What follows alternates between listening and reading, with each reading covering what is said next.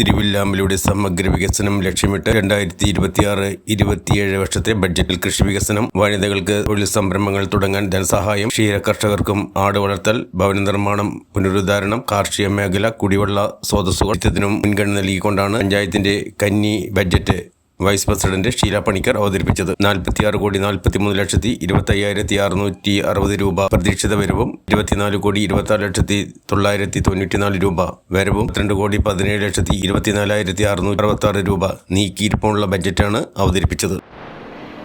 ഗ്രാമപഞ്ചായത്തിന്റെ പുതിയ ഭരണസമിതി അധികാരത്തിലേറിയതിനു ശേഷം ആദ്യത്തെ ബഡ്ജറ്റാണിത്. 14-ാം പഞ്ചവത്സര അവസാന ഭാഗത്ത് നിൽക്കുന്ന ഈ വേളയിൽ നമ്മൾ നിരവധി പ്രോജക്റ്റുകൾക്ക് അംഗീകാരത്തിന് വേണ്ടി സമർപ്പിച്ചിട്ടുണ്ട്. പെരുന്തലക്ഷന് മുന്നോടിയായി നമുക്ക് പെരുമാറ്റച്ചട്ടം നിലവിൽ വരുന്നത് മൂലം ബഡ്ജറ്റുകൾ പ്രൊജക്റ്റുകൾ അതായത് അംഗീകരിച്ച് വരുന്നതിന് മുന്നേ തന്നെ ബഡ്ജറ്റ് നടപ്പിലാക്കേണ്ട ഒരു അവസ്ഥയാണ്. അപ്പോൾ നമുക്ക് ഈ വർഷത്തെ ബഡ്ജറ്റിലേക്ക് എല്ലാവർക്കും സ്വാഗതം ചെയ്യുന്നു. ഈ ബഡ്ജറ്റിന്റെ പൂർണ്ണ അവതരണത്തിനായി വൈസ് പ്രസിഡന്റ് ഷീല പണിക്കർ ക്ഷണിക്കുന്നു. എല്ലാവർക്കും നമസ്തേ. തിരുവില്ലാമല ഗ്രാമപഞ്ചായത്ത് വാർഷിക ബജറ്റ് 2026-27 അഥർവവേദത്തിലെ ഒരു സൂക്തത്തോടെ തുടങ്ങട്ടെ. ശതഹസ്തേ സമാഹര സഹസ്രഹസ്ത സംഹിര കൃതസ്യ കാര്യസ്യ ചേഹ സ്വാതിൻ സമാവഹ. 100 കൈകൾ കൊണ്ട് സമാഹരിക്കൂ, 1000 കൈകൾ കൊണ്ട് വിതരണം ചെയ്യൂ. അപ്രകാരം ചെയ്യുന്നതും ചെയ്യേണ്ടതുമായ കർമ്മങ്ങളിൽ സമൃദ്ധി കരകവിഞ്ഞൊടുക്കട്ടെ. ഈ ആപ്തവാക്യം മനസ്സിൽ വെച്ച് തുടങ്ങട്ടെ. ഇന്ത്യക്ക് സ്വാതന്ത്ര്യം ലഭിക്കുന്നതിന് മുമ്പ് തന്നെ മഹാത്മാഗാന്ധി മുന്നോട്ട് വെച്ച ഒരു സവിശേഷ ഗ്രാമീണ പുനർനിർമ്മാണ ആശയമാണ് ഗ്രാമസ്വരാജ്. സ്വാശ്രയ ഗ്രാമം എന്ന ആശയം ഇന്ത്യ ജീവിക്കുന്നത് ഗ്രാമങ്ങളിലാണ്. സ്വാശ്രയത്വം, വികേന്ദ്രീകൃത ഭരണം, അഹിംസയിൽ അധിഷ്ഠിതമായ സമൂഹം, സാമ്പത്തിക സമത്വം, ശുചിത്വവും ആരോഗ്യവും എന്നിവ പ്രധാനപ്പെട്ട വശങ്ങൾ. ഇന്നത്തെ കാലഘട്ടത്തിൽ ഗ്രാമസ്വരാജിന്റെ പ്രസക്തി എല്ലാവർക്കും അറിയാവുന്നതാണല്ലോ. ശ്രീ ബില്ലാദിനാഥിന്റെ ഭൂമിയിൽ, ഈ ദേവഭൂമിയിൽ, ഈ പഞ്ചായത്തിൽ എനിക്ക് മുന്നേ ബഡ്ജറ്റ് അവതരിപ്പിച്ച പൂർവ്വസൂരികളെ മനസ്സാ വന്ദിച്ച് തിരുവല്ലാമല പഞ്ചായത്തിന്റെ 2026-27 പൊതു ബഡ്ജറ്റ് നിങ്ങളെവരുടെയും സമ്മതത്തോടെ അവതരിപ്പിക്കട്ടെ. ഒരു തദ്ദേശ സ്വയംഭരണ സ്ഥാപനത്തിന്റെ ബജറ്റ് എന്നത് വെറും വരവ് ചെലവ് കണക്കുകളുടെ ഒരു പട്ടിക മാത്രമല്ല, മറിച്ച് നമ്മുടെ പ്രദേശത്തെ ജനങ്ങളുടെ സ്വപ്നങ്ങളെയും ആവശ്യങ്ങളെയും യാഥാർത്ഥ്യമാക്കാനുള്ള ഒരു വികസന രേഖയാണ്. താഴെത്തട്ടിലുള്ള ജനവിഭാഗങ്ങളുടെ ജീവിത നിലവാരം ഉയർത്തുക, പ്രാദേശിക സാമ്പത്തിക വികസനം ഉറപ്പാക്കുക, സാമൂഹിക നീതി നടപ്പിലാക്കുക എന്നിവയാണ് ഈ ബജറ്റിന്റെ പ്രധാന ലക്ഷ്യങ്ങൾ. കഴിഞ്ഞ കാലയളവിൽ നാം കൈവരിച്ച നേട്ടങ്ങളെ അടിസ്ഥാനപ്പെടുത്തിയും നേരിട്ട വെല്ലുവിളികളെ ഉൾക്കൊണ്ടുമാണ് ഈ പുതിയ വർഷത്തേക്കുള്ള പദ്ധതികൾ നാം രൂപീകരിച്ചിരിക്കുന്നത്. തിരുവല്ലാമല ഗ്രാമപഞ്ചായത്തിൽ കാർഷിക മേഖലയ്ക്ക് പ്രഥമ പരിഗണന നൽകിക്കൊണ്ടും സേവന പശ്ചാത്തല മേഖലകളിൽ ദീർഘവീക്ഷണത്തോടെയുള്ള പദ്ധതികൾക്കായി തുക വകയിരുത്തിക്കൊണ്ടുമുള്ള ബജറ്റാണ് 2026-27 സാമ്പത്തിക വർഷത്തേക്കായി തയ്യാറാക്കപ്പെട്ടിട്ടുള്ളത്.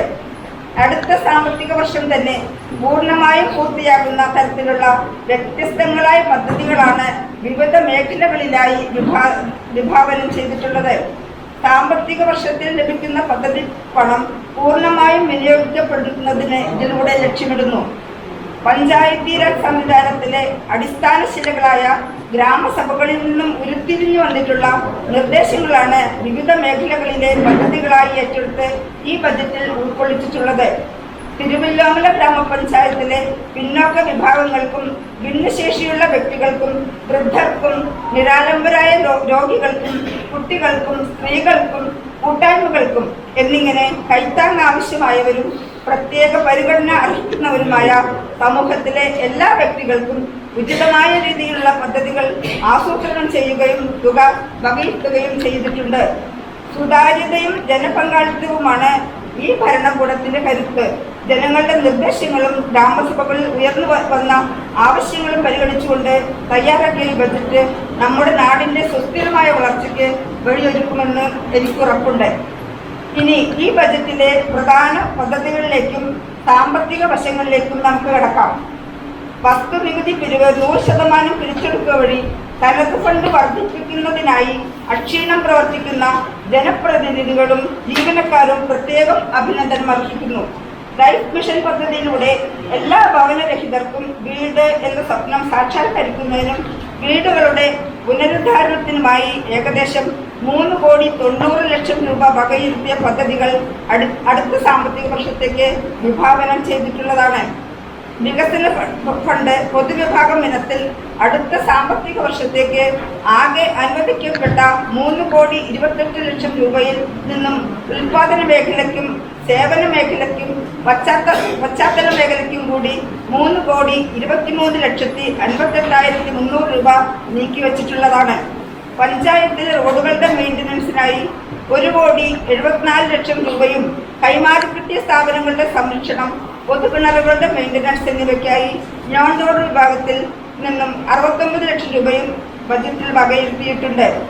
സേവനാവകാശ നിയമപ്രകാരം ജനങ്ങൾക്ക് ആവശ്യമായ സേവനങ്ങൾ സമയബന്ധിതമായി ജനങ്ങളിലേക്ക് എത്തിക്കുവാൻ സാധിക്കുന്ന ഫ്രണ്ട് ഓഫീസ് സംവിധാനം കൂടുതൽ ജനസൗഹാർദ്ദപരമാക്കുന്നതിനും ഈ പേയ്മെന്റ് സംവിധാനം ഏർപ്പെടുത്തുന്നതിലൂടെ പൊതുജനങ്ങൾക്ക് നികുതി അടവ് കൂടുതൽ സൗകര്യപ്രദമാക്കുന്നതിനും സാധിച്ചു. ISO സർട്ടിഫിക്കേഷൻ നേടിയതിലൂടെ മികച്ച പഞ്ചായത്തായി മാറ്റുന്നതിന് ജീവനക്കാരുടെ സഹകരണവും ഭരണസമിതി അംഗങ്ങളുടെ നേതൃത്വപരമായ പങ്കും ക്ഷണിച്ചുകൊള്ളുന്നു. കുടിവെള്ള സ്രോതസ്സുകൾ മെച്ചപ്പെടുത്തുന്നതിനും കാർഷിക മേഖലയ്ക്കും ഭവന നിർമ്മാണ പുനരുദ്ധാരണത്തിനും മുൻതൂക്കം നൽകുന്ന ഒരു ബജറ്റാണിത്. മാലിന്യ സംസ്കരണം, പരിസ്ഥിതി സംരക്ഷണം എന്നിവയ്ക്ക് പ്രാമുഖ്യം നൽകുന്നതിന് ത്രിതല പഞ്ചായത്തുകളുമായി സഹകരിച്ച് പദ്ധതി നടപ്പിലാക്കുന്നതിനും ഉദ്ദേശിക്കുന്നു.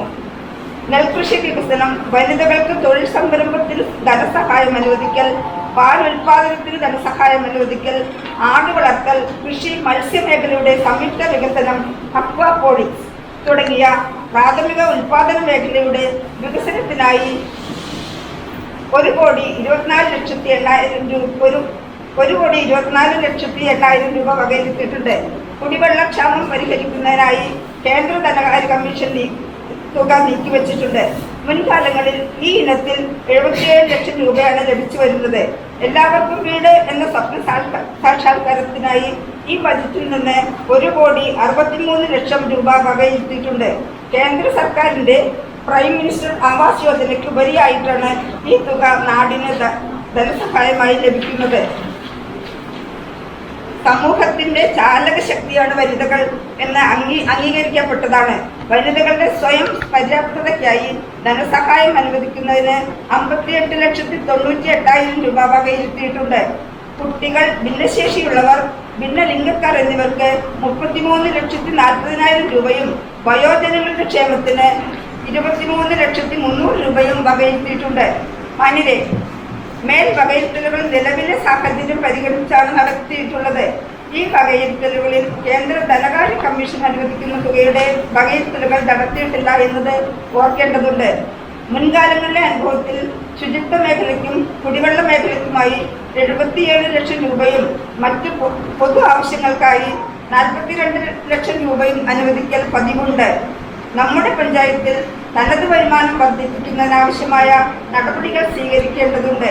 മേൽപ്പറഞ്ഞ എല്ലാ പദ്ധതികളും നടപ്പിലാക്കുന്നതിന് സർക്കാർ ഗ്രാന്റ് ഇനത്തിൽ അനുവദിച്ചു തരുന്ന എല്ലാ തുകകളും 100% വിനിയോഗിക്കുക എന്ന ലക്ഷ്യം കൈവരിക്കുന്നതിന് കൂട്ടായ പരിശ്രമം ഉണ്ടാകുമെന്ന് ശുഭാപ്തി വിശ്വാസത്തോടെ തിരുവില്ലാമല ഗ്രാമപഞ്ചായത്തിന്റെ സമഗ്ര പുരോഗതി ലക്ഷ്യമാക്കി മുൻപാക്കി 3,95,52,779 രൂപയും സൻവർഷ പ്രതീക്ഷിത വരവ് 42,47,72,871 രൂപയും അടക്കം ആകെ വരവ് 46,43,25,660 രൂപയും പ്രതീക്ഷിത ചെലവ് പദ്ധതികൾ ഒഴികെയുള്ള 24,26,994 രൂപയും നീക്കി മാറ്റി 22,17,24,666 രൂപയും വരുന്ന ബജറ്റ് ജനസമക്ഷം മുമ്പാകെയും ഭരണസമിതിയുടെ അംഗീകാരത്തിനുമായി സമർപ്പിച്ചുകൊള്ളുന്നു. ഇത് ഒരു മത്സരമല്ലെങ്കിലും മുന്നോട്ടുള്ള പ്രയാണമാണ്. ഇതിൽ പങ്കെടുത്ത് ജയിച്ചു കഴിഞ്ഞാൽ ഞാൻ അഥവാ ഞങ്ങൾ ജയിച്ചു എന്ന് മാത്രം ധരിക്കാതെ കൂടെ എല്ലാവരും ഉണ്ടായിരുന്നു എന്ന് ഓർക്കുന്നതാണ് ജനാധിപത്യം. ഒറ്റയ്ക്ക് നീങ്ങിയാൽ ഒരാളും വിജയിക്കില്ല. നമുക്ക് ഒരുമിച്ച് മുന്നേറാം. രാമായണത്തിലെ പ്രസിദ്ധമായ ഒരു ശ്ലോകം കൂടി ഉദ്ധരിച്ച് സമാഹരിക്കാം. അഭി സ്വർണമയീ ലങ്ക നമേ ലക്ഷ്മണ രഞ്ജതേ ജനനീ ജന്മ ഭൂമിശ്ച സർക്കാ ഗരീയസി. ഹേ ലക്ഷ്മണ, ലങ്കാരാജ്യം സ്വർണ്ണയുക്തമായിരിക്കാം, അഥവാ സമ്പൽ സമൃദ്ധമായിരിക്കാം. പക്ഷേ എനിക്ക് വേണ്ടത് അതല്ല. ജനിച്ച നാടും പെറ്റമ്മയും സ്വർഗത്തേക്കാൾ മനോഹരമാണ്. നമുക്ക് ഒന്നു ചേർന്ന് നമ്മുടെ തിരുവല്ലാമലയെ വികസിത തിരുവല്ലാമലയാക്കാം, മനോഹരമാക്കാം, മഹത്തരമാക്കാം. നന്ദി എല്ലാവർക്കും.